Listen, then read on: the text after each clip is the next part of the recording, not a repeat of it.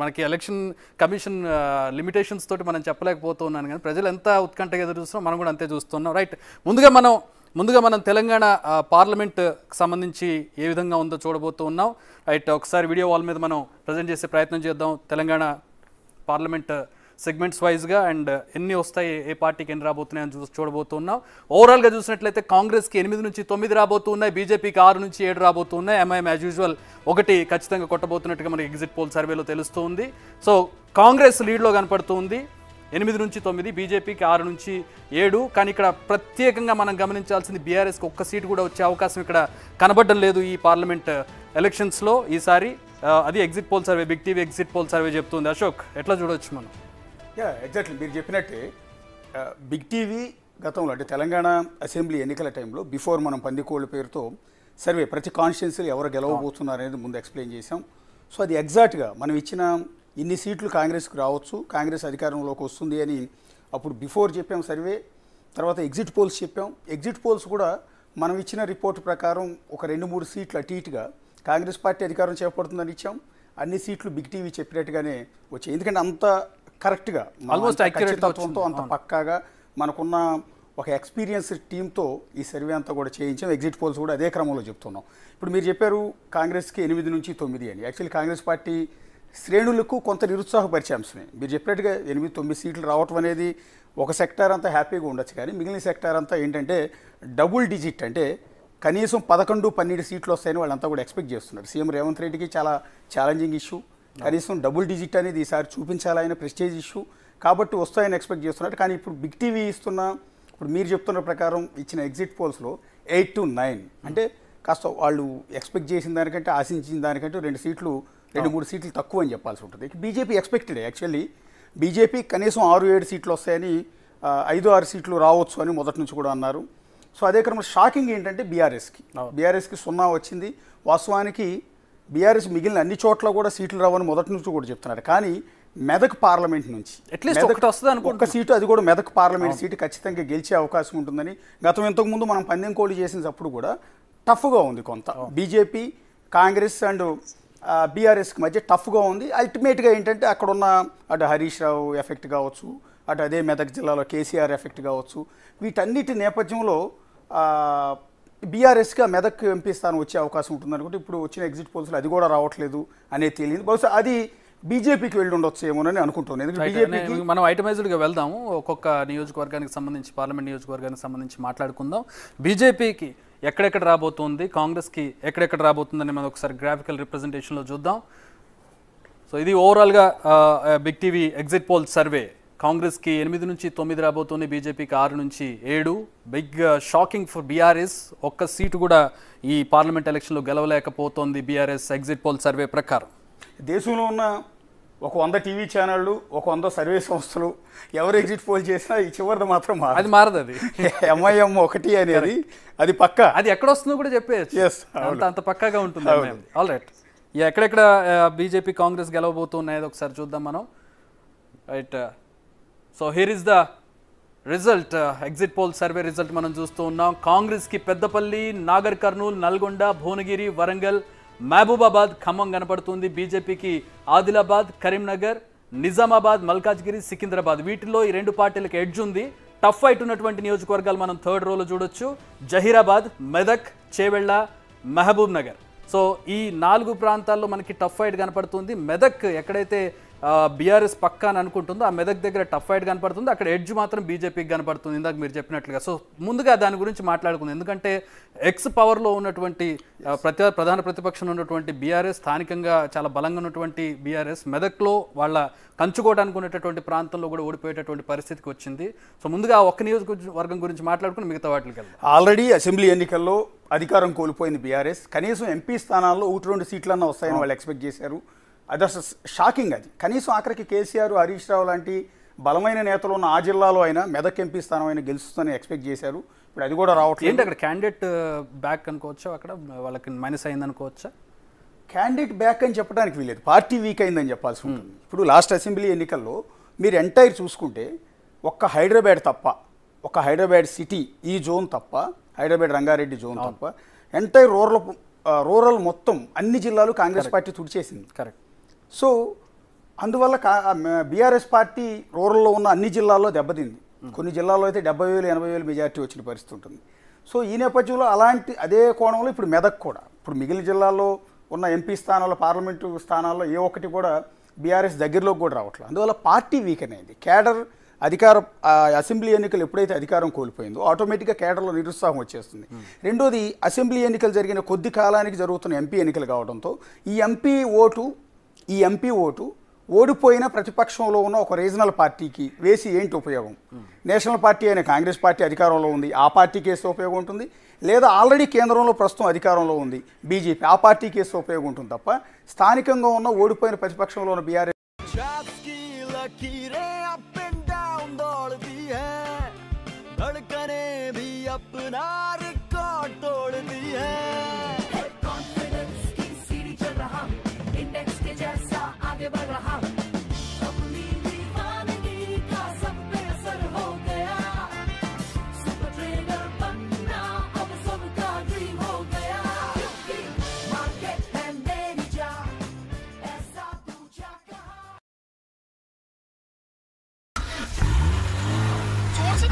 गाड़ी हिल तक नहीं रही है, क्या मुसीबत है। हेलो, मेरा नाम है हार्दिक पांड्या, लेकिन मैं सिर्फ नाम का हार्दिक हूँ। ఒక 6 నెలల ముందు ఎన్నికలు జరిపించడం వల్ల అసెంబ్లీ ఇక్కడ ఒక టైంలో జరుగుతుంది, పార్లమెంట్ ఇంకోసారి జరుగుతుంది. ఆ జరుగుతున్న ఎఫెక్ట్లో ఆల్రెడీ మొన్న ఘోరమైన ఓటమి బీఆర్ఎస్కి, ఘోరమైన ఓటమి తర్వాత కూడా ఆ గెలిచిన ఎమ్మెల్యేలో చాలా మంది కాంగ్రెస్ వైపు వెళ్ళిపోతున్నారు. ఇప్పటికే 5-6 ఎమ్మెల్యేలు వెళ్ళిపోయారు, ఇంకో 10-15 మంది రెడీగా ఉన్నారు. రేపొద్దున మీరు చెప్తున్నారు ఇప్పుడు ఎంపీ ఎన్నికల రిజల్ట్ తర్వాత ఇంకా చాలా మంది ఎమ్మెల్యేలు వెళ్ళిపోతారు. దాంతో పార్టీ ఆటోమేటిక్గా 10 ఏళ్ల పాటు పరిపాలించిన పార్టీ ప్రజలకు దూరం అయింది, ప్రజలతో కలవలేదన్న అపవాదు వేసుకున్న ఆ పార్టీ కేడర్ నిరుత్సాహం వచ్చేస్తుంది. ఆటోమేటిక్గా పార్టీ చిన్నాభిన్నం అవుతుంది, వీకెన్ అవుతుంది. ఆ వీకెన్ అయిన ఎఫెక్ట్ ఇప్పుడు ఎంపీ ఎన్నికల మీద చూపిస్తుంది. కానీ ఇదే ఎంపీ ఎన్నికలతో పాటు అసెంబ్లీ ఎన్నికలతో పాటు జరిగి ఉండుంటే మళ్ళీ బీఆర్ఎస్కి ఎంపీ సీట్లు వచ్చింది.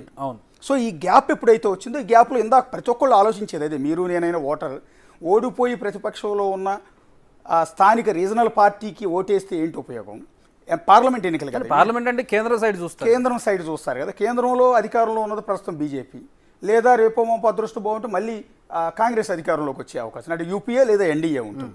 ఈ ఈక్వేషన్లో ఈ 2 పార్టీలు ఇక్కడ రాష్ట్రంలో ఉన్నప్పుడు ఆ రెండిట్లో ఏదో దానికి పార్టీకి ఓటేస్తే ఉపయోగం ఉంటుంది. కానీ ఎంపీ ఓటు స్థానిక ఓడిపోయిన పార్టీకి వేస్తే ఉపయోగం ఏంటి, ఆ ఎంపీ గెలిచినందువల్ల ఉపయోగం ఏంటి అనేది అక్కడ ఆలోచిస్తారు. దానివల్ల ఇట్లా దెబ్బతింది.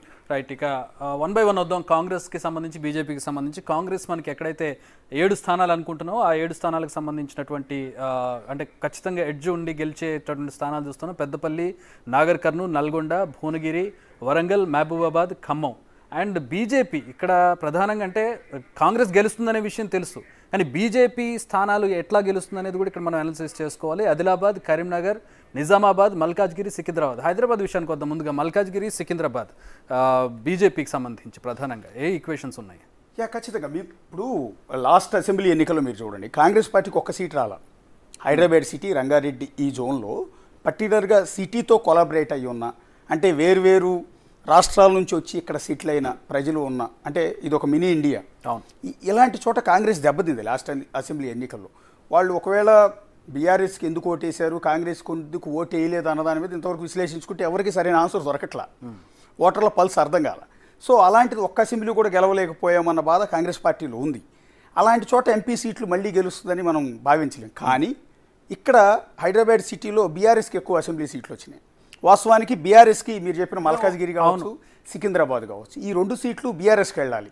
కానీ ఆ 2 బీఆర్ఎస్ కాకుండా సిటీలో బీజేపీకి ఎమ్మెల్యే సీట్లు లేవు. కానీ బీఆర్ఎస్ వైపు బీజేపీ వైపు మల్కాజ్గిరి, సికింద్రాబాద్లో ఉన్న ఎంపీ స్థానాల్లో ఉన్న ఓటర్లు ఎందుకు మొగ్గు చూపారు అనేది వెరీ ఇంట్రెస్టింగ్. ఇందాక నేను చెప్పినట్టు ఇక్కడ ఈ ఓటర్ పోలరైజేషన్ అనేది మినీ ఇండియా. ఇది ఎక్కడెక్కడ నుంచో ఆంధ్ర ఓటర్లు ఎక్కువ మంది ఉంటారు, పంజాబ్ నుంచి, గుజరాత్ నుంచి వచ్చిన వాళ్ళు ఉంటారు, ఎక్కడెక్కడ హర్యానా నుంచి వచ్చిన వాళ్ళు, ఎక్కడెక్కడ వాళ్ళు ఉంటారు. వీళ్ళందరికీ ఇక్కడ ఓటు హక్కు ఉంటుంది. పర్టికులర్గా సికింద్రాబాద్ కాన్స్టిట్యున్సీలో మీకు తెలుసు ఎక్కడెక్కడ నుంచో వ్యాపారులు ఇక్కడ ఉంటారు, ఎన్నో ఏళ్ళ నుంచి స్థిరపడిన వాళ్ళు. వాళ్ళ మైండ్ సెట్ అంతా కూడా నీకు నార్త్ ఇండియన్ ఓటర్లు ఎక్కువ మంది ఉంటారు సికింద్రాబాద్ పరిధిలో.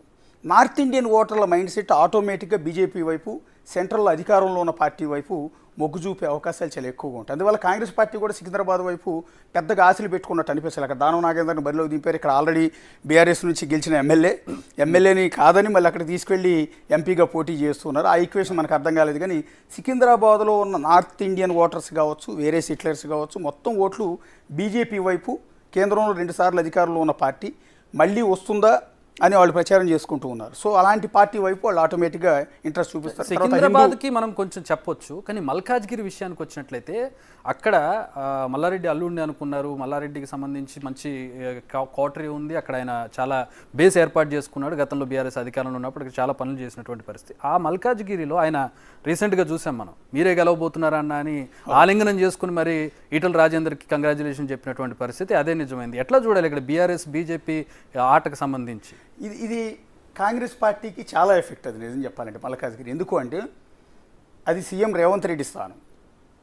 సీఎం రేవంత్ రెడ్డి గత ఎన్నికల్లో ఆయన అక్కడ నుంచి ఎంపీగా గెలిచారు. ప్రెజెంట్ సిట్టింగ్ ఎంపీ అక్కడ. ఆల్రెడీ సీఎం ఇంకో చోట ఎమ్మెల్యేగా గెలిచి సీఎం అయి ఉండొచ్చు. కానీ చాలా ప్రెస్టీజియస్ ఇష్యూ అది రేవంత్ రెడ్డికి. సీఎం గారికి చాలా ప్రెస్టీజ్. ఖచ్చితంగా ఆయన గెలిపించాలన్న లక్ష్యం ఆయనకు ఉంది. అక్కడ పెద్ద ఎత్తున గ్రౌండ్ వర్క్ కూడా చేశారు. కానీ ఇప్పుడు మనం చూపిస్తున్న ఎగ్జిట్ పోల్స్లో మల్కాజ్గిరి బీజేపీ వైపుకు వెళ్ళటం అనేది వెరీ ఇంట్రెస్టింగ్. ఓటర్లు ఎందుకు ఆలోచన మార్చుకున్నారు అంటే కాంగ్రెస్ పార్టీ అసెంబ్లీ ఎన్నికల తర్వాత కూడా ఇంకా హైదరాబాద్ సిటీలో పికప్ కాలేదా? ఓటర్లు ఇంకా కాంగ్రెస్ పార్టీ వైపు రావట్లేదా?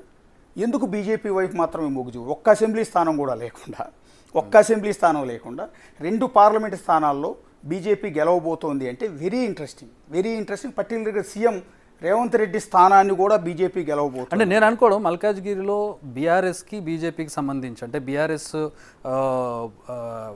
వీక్ క్యాండిడేట్ని నిలబెట్టడం, ముందుగా మల్లారెడ్డి అల్లుడిని అనుకుని ఆ తర్వాత ఆయన వెనక్కి తగ్గడం, కారణాలు ఏమైనా కావచ్చు, ఆయన వెనక్కి తగ్గడం, సీటు వేరే వాళ్ళకి ఇవ్వడం, వీక్ క్యాండిడేట్కి ఇవ్వడం, రాగిడికి ఇవ్వడం, ఆ తర్వాత ఇప్పుడు ఇటు సైడు ఈయన ఈటల రాజేందర్ పార్టీ వేరైనా కూడా క్లోజ్ అసోసియేషన్ ఉంటుంది వాళ్ళకి. కాంగ్రెస్ గెలవకూడదు, ఎవరు గెలిచినా పర్వాలేదు కానీ కాంగ్రెస్ గెలవకూడదు అనే ఒక ఇదిలో వాళ్ళు పనిచేసినట్టుగా నా అనిపించింది. కాంగ్రెస్ నేతలు అదే ఆరోపిస్తూ ఉన్నారు. బీజేపీకి బీ టీమ్గా బీఆర్ఎస్ని మొదటి నుంచి కూడా చెప్తున్నారు, ఆరోపిస్తున్నారు. ఇప్పుడు మీరు చెప్పిన పాయింటే, ఒక వీక్ క్యాండిడేట్ని అక్కడ నిలబెట్టడం ద్వారా ఈటల రాజేందర్ లాంటి బలమైన వ్యక్తి ఆయన. ఎందుకు అంటే ఆల్రెడీ గతంలో బీఆర్ఎస్ నుంచి బయటకు వచ్చి అంత ఛాలెంజ్ విసిరి కేసీఆర్ మీద ఛాలెంజ్ విసిరి ఆయన ఆ కాన్స్టిట్యున్సీ నుంచి అక్కడ నుంచి గెలవటం కావచ్చు. సరే మొన్న ఎన్నికల్లో మళ్ళీ అదే కాన్స్టిట్యున్సీ నుంచి ఓడిపోయి కేసీఆర్ పైన గజ్వేల్ నుంచి కూడా పోటీ చేయటం, 2 చోట్ల ఓడిపోవటం, దాంతో ఈటల రాజేందర్ మీద సింపతి ఉంది. సింపతి చాలా ఎక్కువగా ఉంది. ఈటల రాజేందర్ బీఆర్ఎస్లో నంబర్ 2 నిజం చెప్పాలి అంటే. సో అలాంటి వ్యక్తి ఇక్కడ ఎంపీగా పోటీ చేస్తుంటే ఆయన అడుగుతున్నది ఒకటే, నన్ను అవమానించి బయటికి పంపించారు, నాకు అన్యాయం చేశారు, అయినా కూడా నిలబడ్డాను, 2 చోట్ల పోటీ చేసి ఓడిపోయాను, నన్ను ఒక్కసారి ఎంపీగా గెలిపించండి అని ఆయన అక్కడ అప్పీల్ చేసుకున్నారు ఓటర్లందరికీ. దానికి తోడు మీరు చెప్పినట్టుగా బీఆర్ఎస్ ఓటర్లు, బీఆర్ఎస్ ఓట్లు, ఎందుకంటే ఆ పార్లమెంటు పరిధిలో ఉన్న ఎమ్మెల్యే స్థానాలన్నీ బీఆర్ఎస్వే. సో మీరు అన్నట్టు మ్యూచువల్ అండర్స్టాండింగో, లోపాయకార ఒప్పందమో, లేకపోతే ఆ ఓట్ల పోలరైజేషన్, మాకు ఓటే ఎక్కర్లేదు, మాకు ఓటే ఎక్కిపోయినా పర్వాలేదు, ఈటల రాజేందర్ అంటే బీజేపీకి వేయండి అని కొంతమంది బీఆర్ఎస్ నేతలు ఓటర్లకి లోపాయకార ఒప్పందంలో భాగంగా చెప్పించి ఓట్లను బదలాయించినట్టుగా కూడా కొంత ప్రచారం జరుగుతుంది. ఈటల రాజేందర్ దాన్ని ఖండిస్తూ ఉన్నారు. కానీ బయట ఉన్న ఈక్వేషన్స్ అదే, కాంగ్రెస్ మీరు చెప్పిన ఈక్వేషనే కాంగ్రెస్ నేతలు కూడా చెప్తున్నారు. ఆ రకంగా ఓట్లు బదలాయింపు అంటే కాంగ్రెస్ పార్టీని ఎట్టి పరిస్థితులు ఓడించకూడదు, పైగా రేవంత్ రెడ్డి స్థానం కాబట్టి, రేవంత్ రెడ్డి ఎంపీగా గెలిచిన స్థానం కాబట్టి ఈ స్థానం నుంచి కనుక కాంగ్రెస్ లూజ్ అయితే రేవంత్ రెడ్డిని వీకెండ్ చేయొచ్చు అని 2 పార్టీలు అనుకుని కూడా ఈ రకంగా దెబ్బేసుకుంటే రాజకీయాల్లో ఏదైనా సాధ్యం. మనం గెలవనప్పుడు నాకు దక్కంది ఇంకెవరికి దక్కకూడదు. అదే ఇక్కడ ఈక్వేషన్ ఏంటంటే కాంగ్రెస్ గెలవకూడదు, ఈటల రాజేందర్ మనవాడే, అవును, ప్లస్ దానికి తగ్గట్టుగా ఒక ఫ్రెండ్లీ నేచర్ ఉంది మా మధ్యలో అని చెప్పడానికి మల్లారెడ్డి ఆయన ఆలింగనం చేసుకుని మీరే గెలవబోతున్నారు పోటీ చేస్తుంటే ఈ నెల ఇంకొకరికి మీరే గెలవబోతున్నారని ఎట్లా చెప్తాడు ఎలక్షన్ కి ముందు? ముందే సిగ్నల్ ఇవ్వటం ద్వారా, ముందు ఆ మాట అనటం ద్వారా అది విపరీతమైన వైరల్ అయింది. మల్లారెడ్డి అన్నమాట, అన్న నువ్వే గెలుస్తున్నావు అన్నమాట. సో అక్కడే 2 పార్టీల మధ్య ఆ కొలాబరేషన్ ఉంది అనేది ఇప్పటికీ విపరీతమైన ప్రచారం జరుగుతుంది. రేపు పొద్దున మనం అనుకున్నట్టు మన ఎగ్జిట్ పోల్స్లో వచ్చినట్టు మల్కాజ్గిరి కనుక బీజేపీ గెలిస్తే క్లియర్గా అందరికీ అర్థమైపోతూ ఉంటుంది. ఓట్ షేర్ కూడా మనకు తెలుస్తుంది, అప్పుడు ఓట్ షేర్ కూడా వస్తుంది కాబట్టి. రైట్, ఆదిలాబాద్, కరీంనగర్, నిజామాబాద్. కరీంనగర్ కొంచెం బీజేపీకి ఎడ్జ్ ఉంది. ఆదిలాబాద్ కూడా మనకి మహారాష్ట్ర బెల్ట్ అదంతా కలిసి ఉంటుంది కాబట్టి ఆదిలాబాద్ కూడా కొంచెం గతంలో కూడా వాళ్ళకి అక్కడ పట్టున్నటువంటి. ఆదిలాబాద్ జిల్లాలో కూడా 2-3 ఎమ్మెల్యే స్థానాలని గెలిచారు మొన్న, బీజేపీ గెలిచింది. ఆదిలాబాద్ టౌన్ అంటే ఆదిలాబాదు ఎమ్మెల్యే కాన్స్టిట్యున్సీ కూడా పాయల్ శంకర్ గెలిచినట్టున్నారు అక్కడ బీజేపీ. హోరాహోరీగా సాగింది కాంగ్రెస్ పార్టీ బీఆర్ఎస్ మధ్య.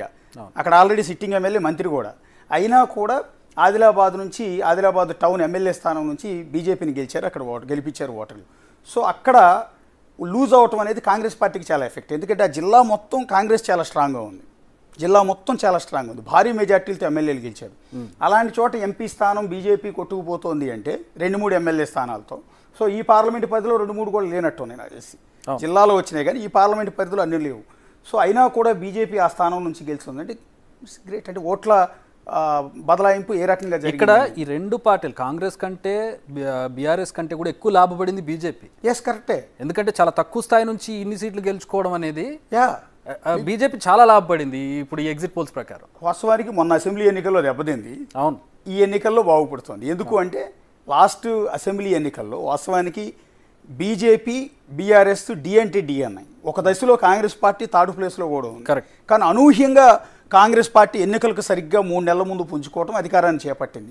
కనీసం బీజేపీ సెకండ్ ప్లేస్లో ఉంటుందంటే థర్డ్ ప్లేస్కి వెళ్ళిపోయింది. చివరికి వాళ్ళు సంతోషించదగింది ఏంటంటే 2018 ఎన్నికల్లో వాళ్ళకు ఉన్నది ఒకే ఒక అసెంబ్లీ, అది కూడా గోషామహల్ నుంచి గెలిచారు. ఈసారి 8 అసెంబ్లీ స్థానాలు గెలిచారు. కానీ నంబర్ 2 అనుకున్న పార్టీ ఒక దశలో మేమే అధికారంలోకి వస్తామని చెప్పారు. అంత డిఎన్టీ అనే స్థాయిలో ఉన్న పార్టీ 8 అసెంబ్లీ స్థానాలకు పరిమితమైంది. సరే గత ఎన్నికల్లో 4 ఎంపీ స్థానాల్లో 4 ఎంపీ స్థానాలు గెలిచింది గత ఎన్నికల్లో బీజేపీ. సో ఈసారి మీరు చెప్తున్నట్టు మన ఈక్వేషన్స్ ప్రకారం 3-2-5 గెలిచింది. ఇంకో 2 టఫ్ ఫైట్లో వాళ్ళు గెలిచే అవకాశం ఉంటుంది. ఆదిలాబాద్ వాళ్ళు గెలుస్తున్నారు. కరీంనగర్ ఆల్రెడీ వాళ్ళ సిట్టింగ్ స్థానం కదా, సిట్టింగ్ స్థానం బండి సంజయ్ ఉన్నారు. సో అక్కడ అలాగే నిజామాబాద్ సీటు కూడా వాళ్ళ సిట్టింగ్ స్థానమే కదా. సిట్టింగ్ స్థానం పోయిన ఎన్నికల్లో వ్యతిరేకత ఉంటుంది అనుకున్నాం, బట్ ఉంటుంది అరవింద్ మీద వ్యతిరేకత, బట్ అరవిందే మళ్ళీ గెలవబోతున్నాయి క్లియర్ గా కనపడుతుంది. ఒకసారి టఫ్ ఫైట్ ఉన్నటువంటి వాటిలో చూసుకుంటే మనకి చేవెళ్ళ టఫ్ ఫైట్ కనపడుతుంది, బీజేపీకి కాంగ్రెస్కి కనపడుతుంది. అక్కడ ఎడ్జ్ కొంచెం బీజేపీకి ఉన్నట్లుగా చేవెళ్లలో కనపడుతుంది. ఇక మెదక్ కూడా బీజేపీకి కనపడుతుంది. జహీరాబాద్ మహబూబ్ నగర్ మాత్రము 50-50గా కనపడుతుంది కాంగ్రెస్కి బీజేపీకి. జహీరాబాద్ మహబూబ్ నగర్ రెండు టఫ్ అయినప్పటికీ కూడా ఎడ్జ్లో కాంగ్రెస్ పార్టీ బయటపడే అవకాశాలు చాలా ఎక్కువగా ఉన్నాయి. మీరు చెప్పినట్టు మెదక్ అయితే బీజేపీకి వెళ్ళే అవకాశం ఉంటుంది. చేవేళ్ల మాత్రం ఇప్పటికీ టఫే ఉంది. ఎవరు ఊహించలేని చెప్పలేని విధంగా ఇద్దరు కూడా స్ట్రాంగ్ క్యాండిడేట్లు. అటు ఆల్రెడీ సిట్టింగ్ ఎంపీ కాంగ్రెస్ పార్టీలోకి వచ్చి కాంగ్రెస్ నుంచి పోటీ చేస్తున్నారు. మాజీ ఎంపీ ఏమో బీజేపీ నుంచి బరిలోకి దిగుతున్నారు. సో ఈ నేపథ్యంలో ఇద్దరు స్ట్రాంగ్ క్యాండిడేట్స్ ఉన్నారు కాబట్టి చేవేళ్ల మనం టఫ్ అనేది చాలా ఎక్కువ ఉంటుంది. ఏ పార్టీ గెలిచే అవకాశం ఉంటుందని ప్రస్తుతానికి చెప్పగలం. అందుకని అది టఫ్లోనే ఉంచేసాం. ఇక కాంగ్రెస్ పార్టీ గెలిచిన ఒక్కసారి పెదపల్లి, నాగర్ కర్నూలు, నల్గొండ, భువనగిరి, వరంగల్, మహబూబ్, ఖమ్మం ఆ పార్లమెంటు పరిధిలో ఉన్న అన్ని జిల్లాల్లో కూడా కాంగ్రెస్ పార్టీ మెజార్టీ సీట్లు అంటే ఆల్మోస్ట్ కొన్ని జిల్లాలు క్లీన్ సీట్ కూడా చేసిన పరిస్థితి. ఉండేటటువంటిది మన సర్వేకి సంబంధించి ఈ డ్యామ్ అనుకున్న ఖచ్చితంగా డ్యామ్ షూర్ గా కొట్టేటటువంటి పరిస్థితి ఉంటుంది. సో ప్రత్యేకంగా ఎన్ని క్యూఆర్ కోడ్స్ పేమెంట్లో తప్పులు అవుతే రూరల్ ఏరియాల్లో మనకి అక్కడ గెలుపు ఖచ్చితంగా కనపడుతుంది కాంగ్రెస్ పార్టీకి. కానీ లాస్ట్ బట్ నాట్ లీస్ట్ ఎంఐఎంకి సంబంధించి హైదరాబాదు ఎంత హడావిడి చేశారు మాధవీలత.